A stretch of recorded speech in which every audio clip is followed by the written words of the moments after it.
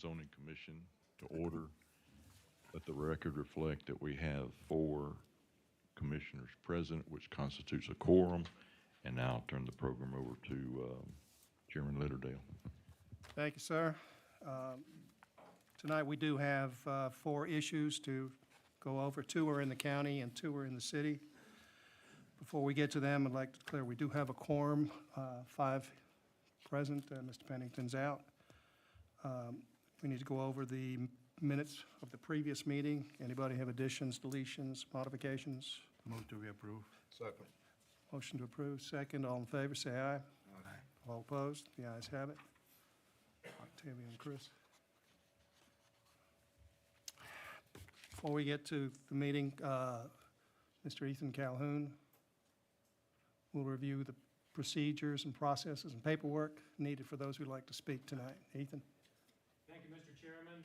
Ladies and gentlemen, tonight's meeting will follow a set of procedures. You can find those out front on the table as you were walking in.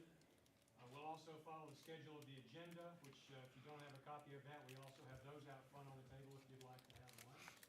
And during the meeting tonight, the purpose of tonight's meeting is to conduct a public hearing for each of the items on the agenda. During that public hearing, it'll begin by the chairman introducing the agenda item. And myself will step forward to the podium and give a presentation to the Planning Commission, the Board of Commissioners.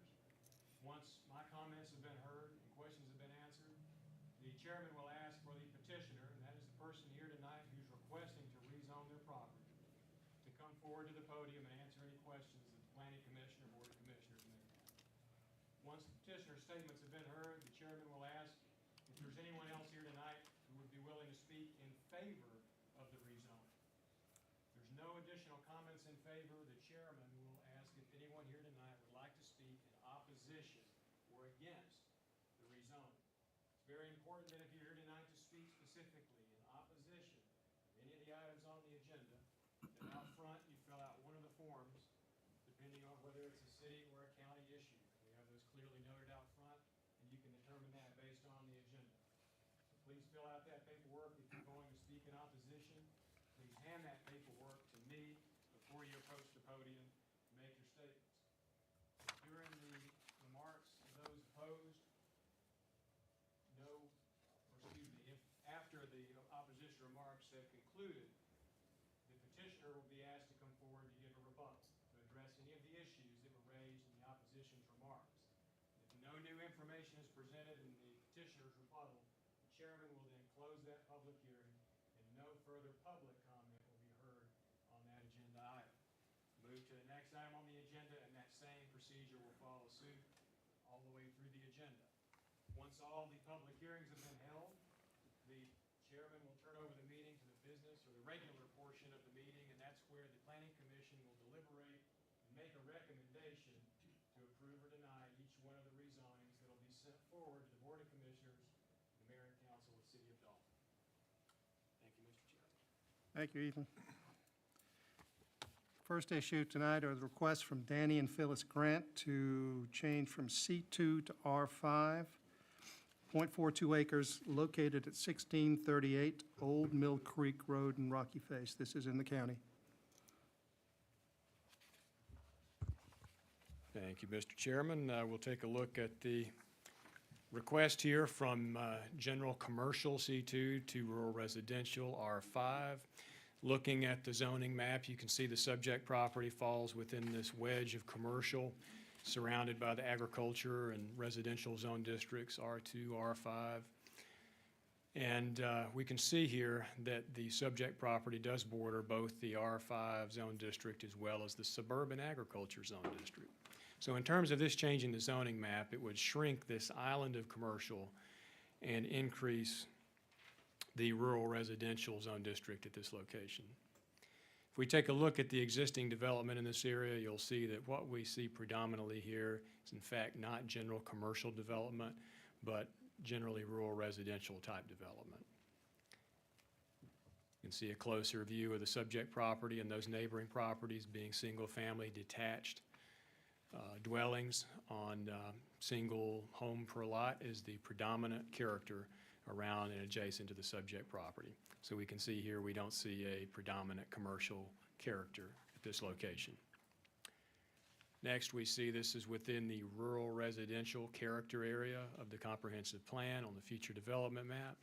And in terms of compatibility with the rural residential zone district, this is an appropriate zone district for the subject property based on the comprehensive plan, considering the similar development throughout this area in terms of lot density and residential development. The staff recommendation is to approve. Happy to answer any questions. Nope. Thank you, sir. Thank you. Danny and Phyllis Grant.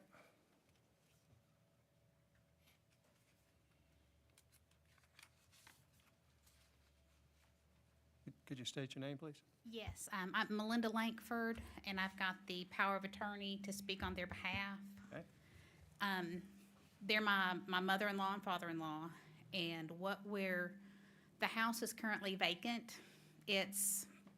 So the plan is to bring that house down because it is not in good shape at all at the moment, and to bring that house down and put a new structure, a new single-family dwelling, a new home on that land. So I think it would be an improvement. I very much appreciate the recommendation, but that is the plan to happen. Very good. Has there ever been commercial activity on that track? That's just odd, you know, that it's just out there by itself. I completely agree. I was calling to find out what the permit process would be because I've never demolished a house or built a house, and was told that we couldn't do that because it was commercial, and I was stunned, and my in-laws were stunned because they did not. I think some notices were put in the paper back in the early 90s, and it was rezoned and done, and they didn't know. So now it's just a matter of going back through the process to get it back to residential. Very good. Questions on there? Yeah, following up on Mr. Shiplett's comments, is any commercial activity in this red area? There is a little diner called Need to Feed. It ain't close to that. Well, it depends on what you think close is.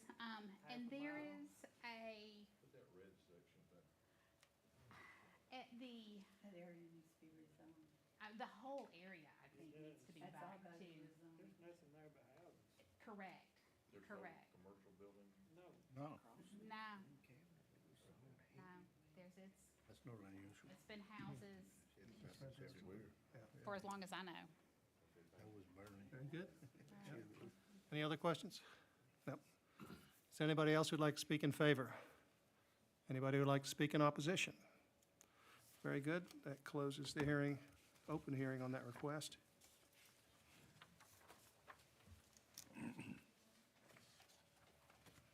Next one is to hear from Connie Middleton to rezone from R1 to GA, tract of land, 231 acres, on the other side of the interstate. That is also in the county. Thank you, Mr. Chairman. We have zoning before us here for a rather large tract of land at over 231 acres. You can see the subject property in the center of the map here with a request from Estate Residential R1 to be rezoned to General Agriculture GA. In looking at the zoning map in this particular property, of course, you can see it's rather large and abuts quite a number of adjacent properties. But what we see here is a mix between the R1, R2, and General Agriculture Zone districts. And of course, these larger tracts and low-density zone district are largely associated with the fact that this area, of course, follows the ridge line along the Dug Gap Road. We can see here the existing character of this area in terms of development, highly undeveloped, mostly forested, and again, largely due to the challenging topography throughout this area from the ridge line itself. This request would functionally change the zoning map. Again, the darker green color would take place of the yellow color, which is currently the R1 residential, would become general agriculture. So in terms of zoning, this property is adjacent on multiple fronts to the general agriculture zone district. In terms of character, the major differences between these zone districts, of course, is that the R1 estate residential is the most restricted residential zone district in the zoning ordinance, requiring at least an acre of land and a minimum of a 1,500 square foot site-built single-family detached dwelling. In terms of how this could impact the character of the area, likely little character will change at all in given this GA rezoning, with the consideration that there are options for instance, manufactured homes in this zone district, which would not be permitted on any of the adjacent R2 or R1 tracts of land.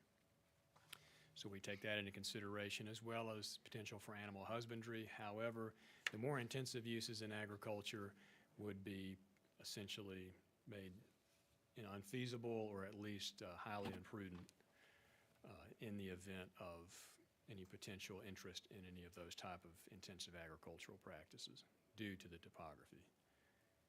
Next, we look at the comprehensive plan, and we can see here it's split between the ridge conservation and rural residential character areas, and those, for the most part, again, ridge conservation is to limit greatly any development that might occur that would have any negative impact to the ridge line's integrity in terms of erosion and sedimentation control.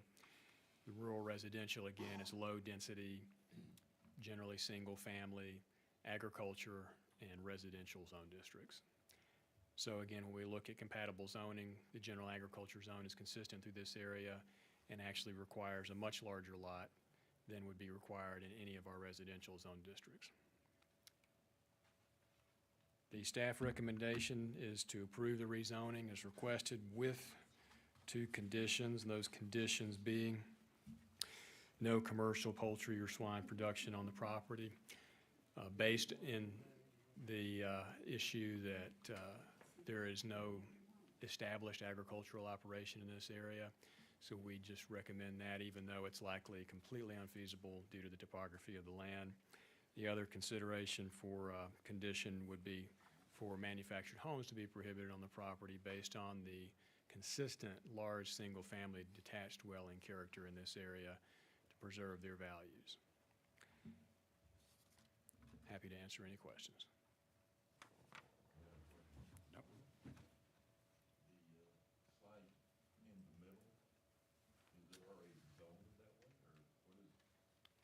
The piece in the middle is where the petitioner's home is located and is part of the overall rezoning request.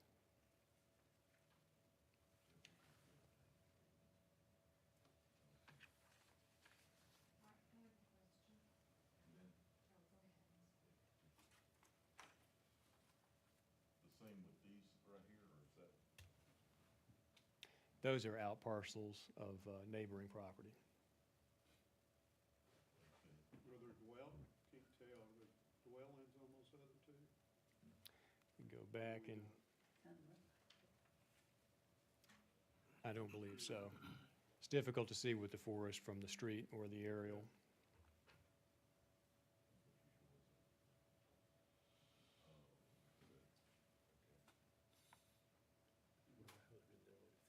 So there's already access to that residence. Correct, there's an access easement. You can see that dotted line, so. So it was constructed under the That house is over 30 years. House. The house has been there for over 30 years. And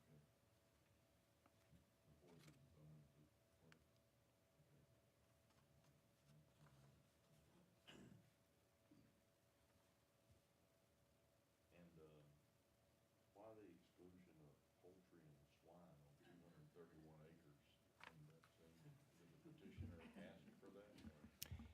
No, we often recommend that in areas that are highly residential, given the fact that there's not a, if this were in a part of the community where agriculture was common, we of course don't recommend those type of conditions, but given the residential nature in this area along with the topography, it's out of, 31 acres seems like a sufficient amount of. Property is not suitable for that. Could never build on that property. Just a question. Okay. Thank you, Eden. Thank you.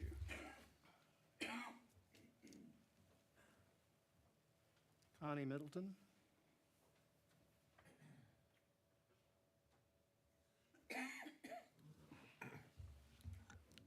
Good evening, Mr. Chairman. I'm Tom Miner, representing Connie and Gary Middleton, and as you mentioned, this is their home. The topography, this is a beautiful piece of land, and probably many of you have driven by it many times. It's very steep, coming off the road down to the valley, down to Mill Creek, and they are requesting the entire 231 acres. The dotted line, Gary, that's a private access, Barry, that's a private access easement to their house. Now, I recall when you said that. Yeah, and so it goes back to their home, which has a separate square on the tax map. I really don't know why, probably for a mortgage maybe in past years, I don't really know. And the other two out parcels are owned by some of their family, and they would like to make gifts of 5-acre tracts to some of their family members, and that's the reason for the petition. But I'm happy to answer any questions that y'all might have. I think Ethan did a great job of summarizing the request. The gentleman has a question. Sir, our parcel to the right side of the drive, now that's, it's kind of encircled, kind of like a little key there, right there. Now, is that the portion that there's going to give their family? I think that one's already been given away. Yeah. Okay, so that right there, I thought you could build right there either, but I guess you could.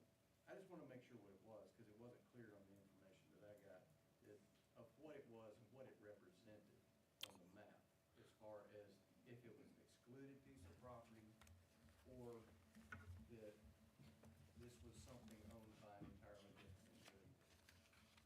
Yeah, it is this tax parcel 1230203, and so, I can show you a close-up of it. These are excluded. These are excluded from the zoning? Yeah, that's just this parcel. Okay, so what is this or not, right? That again is something that someone else owns. Okay, so this is the property that, I'm the first house on the left, right here, right here. Oh, you are, okay. Yeah, I am right here. Okay. So that's what I'm looking at is, possibly, what could be right across the street from me. And what could potentially could be that behind me, in the zone. So that clears up what that is. Yeah, And- it's just that parcel. Okay, so that's already Does that planned for a building, Don't know that I can answer that, but, but that parcel is. That That's already parcel been is, planned yes. for something to be Yes. built on. okay.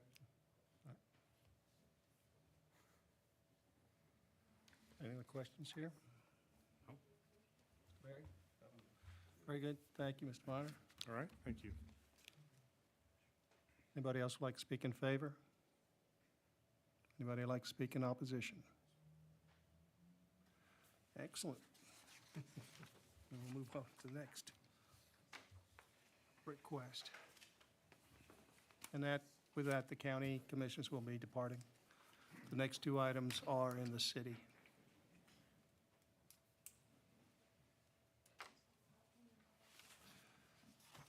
Okay. Next request is by Construction, make sure that's right, Construction Consultants seeking to rezone from heavy manufacturing to C2, parcel of property, 2 acres, 914 Vista Drive. Ethan? Thank you, Mr. Chairman. This request here, slightly different situation. Now we're dealing with commercial and manufacturing zone districts in a different area, of course, within the city of Dalton. We can see the request here from M2 heavy manufacturing to general commercial. And of course, the main characteristic difference between these two zone districts is, of course, one being commercial, kind of a highway commercial, general commercial zone district, and the other being our general or heavy manufacturing for large and industrial and manufacturing development. If we look at the zoning map in this case, we'll see the subject property there in the center, And you can see flanking the subject property on 3 of its boundaries to the east, south, and west, all the M2 heavy manufacturing zone district. You can see the frontage on Vista Drive, and just a little further to the north bypass. Of course, you can see across the north bypass, we have a large R2 zone district, which we'll see in a second is part of the Dalton Golf and Country Club, as well as the high-density residential development to the north. So in this area, it's certainly not unfamiliar with commercial zoning, and again, we can see here in the light blue color shaded, that is well within the city limits of the city of Dalton. Next, existing development from the aerial perspective, you can see here some large rooftops. We have some commercial and some industrial buildings mixed here. Of course, the site currently, as it stands, being undeveloped and proposed for future site for a financial institution, sort of a I believe the petitioner can maybe more specifically describe exactly what they intend to do in terms of developing the subject property, which you can see here currently largely undeveloped, mostly covered in asphalt. And again, you can see in this area just to the west, there's a well-established general commercial zone district where there are several businesses, restaurants, offices, and a bank outpost. If we look at the future development map, you can see here the gray color being the industrial character area, which is intended primarily for manufacturing and industrial use. However, general commercial is, and commercial uses can be viable uses within this character area as well. And given, again, the development and zoning in this area, we do not see any issue in the subject property being rezoned for commercial based on the neighboring adjacent properties their existing zoning as heavy manufacturing. We don't see this creating any sort of an economic hardship on any of the adjacent properties or creating any inconsistencies in terms of zoning and land use. With all that being said, the staff recommendation is to approve, and I'm happy to answer any questions. Any questions? None? Thank you, sir. Thank you. A representative from Construction Consultants.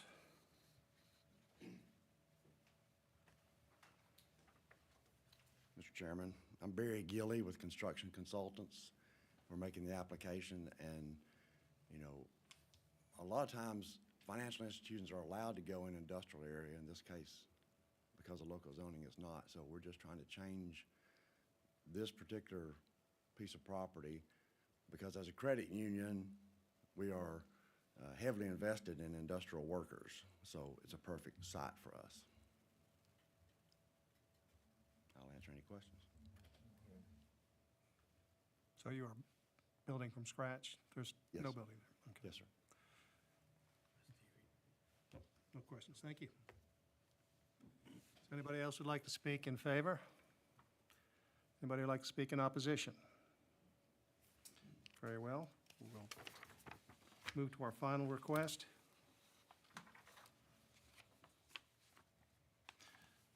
This is from the Oakwood Property Group seeking to rezone from C2 to C3, a tract of land containing 2.25 acres at 203 South Glenwood Avenue.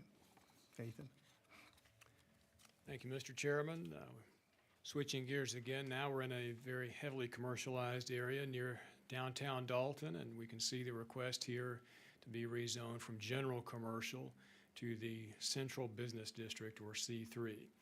And that Central Business District is pretty synonymous with essentially Dalton's downtown district. And when we look at this area, most folks are familiar, of course, with the division that occurs due to the railroad, which you can see that large white area in the map dividing north to south. The zone districts, that being the railroad with a number of rail lines on it, separating downtown from essentially the east side of town.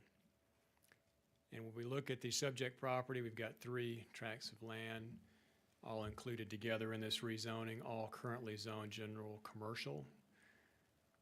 And if we take a look here in terms of existing development, now again you can see where the railroad track bisects this area.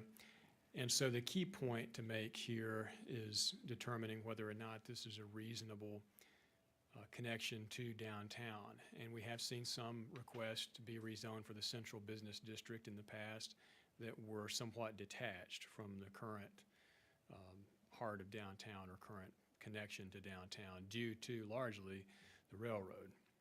However, at this location just to the north on Gordon Street, you have a pedestrian bridge with safe access to get to much of Dalton's downtown from a pedestrian standpoint. And we also see it, again, being contiguous on quite a large area along the western boundary. If we also look, make a quick note, just to the southeast of the subject property along East Morris Street, there's been a number of properties rezoned for central business district there, and we've seen a significant amount of redevelopment taking place in that area in the last several years. So this rezoning would help enable continued redevelopment in this area and investment.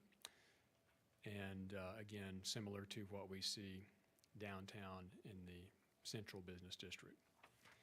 Next, we look at the comprehensive plan, and you can see here that the downtown town center character area covers this area. And again, from a feasibility standpoint, downtown growing in this direction is entirely feasible and well connected to the center of Dalton's current downtown by, again, East Gordon Street, making that very clear and safe pedestrian connectivity. With all that in consideration, the recommendation is to approve this rezoning. There is one condition, after speaking with city staff, would be to require that off-street parking be provided on the subject property for the proposed restaurant and concert venue. The reason this is being recommended, this is consistent with other rezonings for central business district that we've had in this area, again, with it being detached from the conventional historic downtown. You'll note that most of the businesses in the historic downtown have on-street public parking provided, and of course, that infrastructure does not exist in great number on this side, on the east side of the railroad tracks at this location. So it would be necessary in order to ensure there would be enough public parking on this property to require parking off-street. Happy to answer any questions. None? Thank you. Thank you. Oakwood Property Group?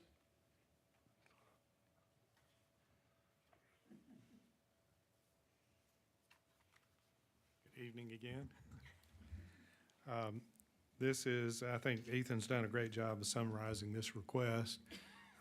This is a vision that Casey Carpenter has to put in small restaurants and shops on that side of the railroad tracks. He would love to see it connected by more pedestrian access. So I think this will be a great thing for the community. Happy to answer any questions if you have anything. What's the time frame before he gets that burger joint going? I think his banker asked him that too, so I think it's fairly imminent at this point. He'd like to get the hotel done first, and then I think he's gonna start on this. After the hotel is finished, it probably would take a year. Probably. Any other questions? Thanks. Thank you. Anybody else would like to speak in favor? Anybody would like to speak in opposition? Very well, that closes our final request for this evening. We will close the public portion of this meeting and move into the closed portion and deliberate.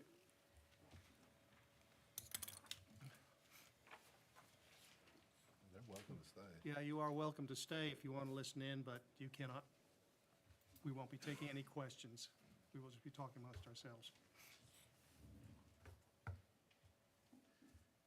Okay.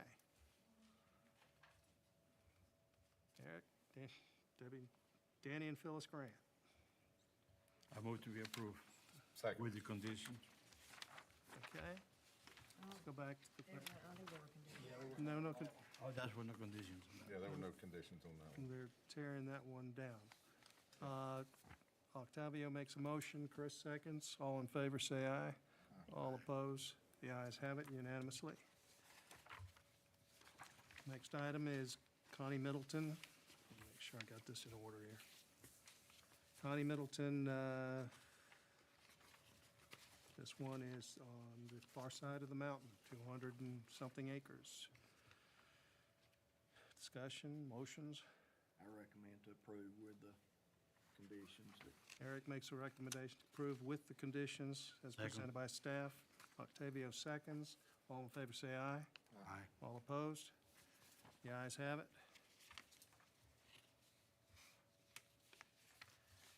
Construction consultants on Vista Drive, that is the, what's it, TVFCO? Move we approve. Second. Chris moves, approve. Octavio seconds. All in favor, say aye. All opposed, the ayes have it. And our last one, Oakwood Property Group on South Glenwood Avenue. Comments? Move we approve.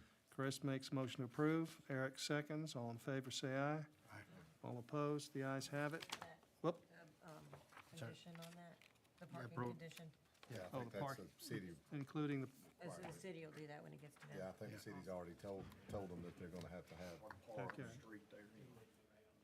Okay, so I'd like to amend my motion to include the condition of on-site parking. Octavio, second. All in favor, say aye. The amended. And that's the last request for this evening. We do have a final plat review.